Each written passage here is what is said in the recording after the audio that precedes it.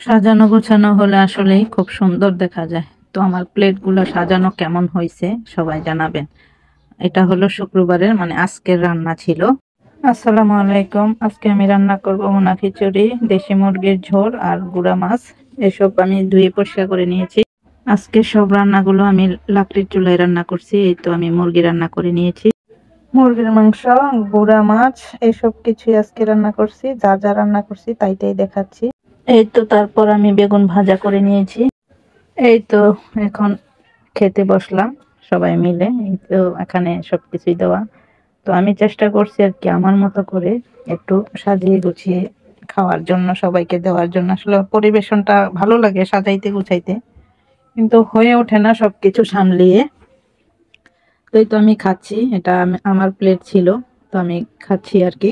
আমি তো খাচ্ছি, আমার অনেক ইচ্ছে আমার যে ফেসবুক ফ্রেন্ডেরা আছে সবাইকে আমি নিজের হাতে রান্না করে খাওয়াবো একদিন, কিন্তু সেই সৌভাগ্য আছে কি না আমি জানি না।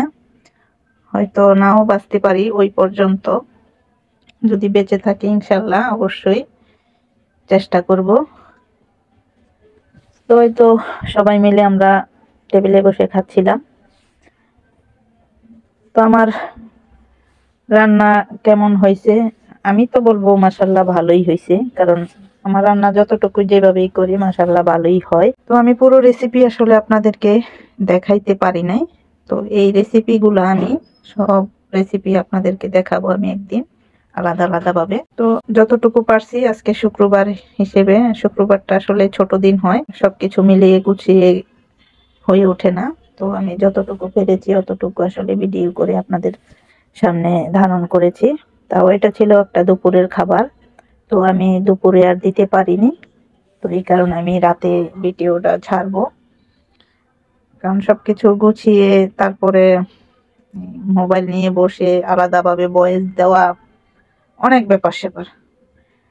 আসলে ভিডিও করতে কিন্তু অতটা কষ্ট না, এডিট করা, ভয়েস দেওয়া, এসব জিনিস হলো সবচেয়ে ইম্পর্টেন্ট। কারণ এই দুইটা জিনিসে হয়ে ওঠে না, ভয়েস দেওয়া তারপরে এডিট করা।